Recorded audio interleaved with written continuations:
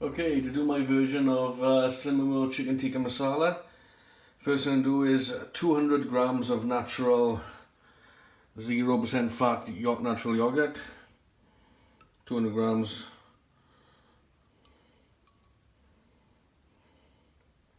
For 500 gram pot, so you can roughly estimate 200 grams.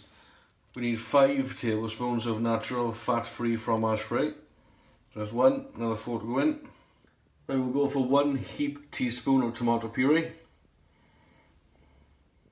And I would say 3 tablespoons of garlic puree, but I haven't got garlic puree, so I'm going to use 3 teaspoons of chopped garlic.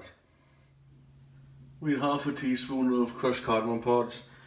I only got the whole cardamom pods, so I'm just going to crush them up using a molten pestle and remove the shells.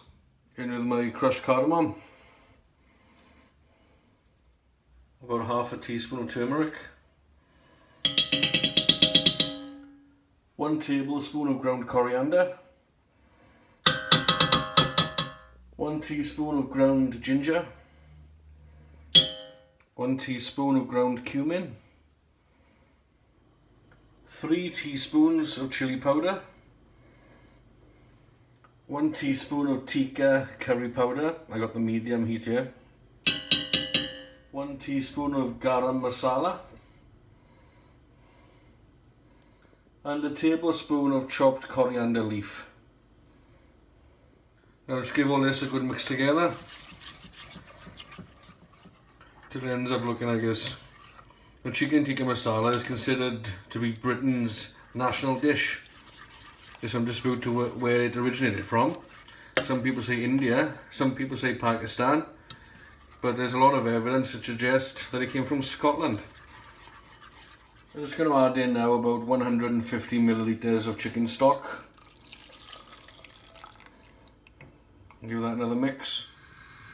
Now I'm just going to add that to some heat and allow it to come to a gentle simmer.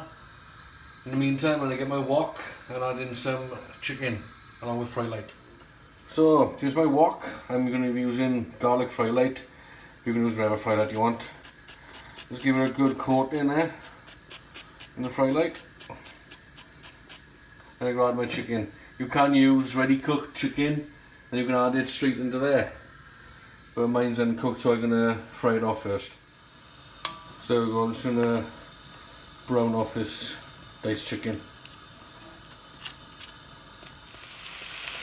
When you're happy that your chicken is all cooked through, you're going to add it into your sauce.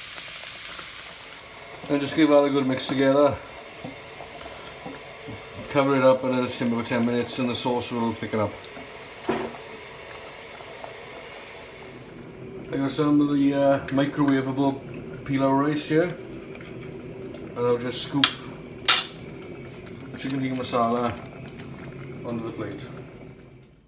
And there we go, a nice and easy, sin-free chicken tikka masala and rice.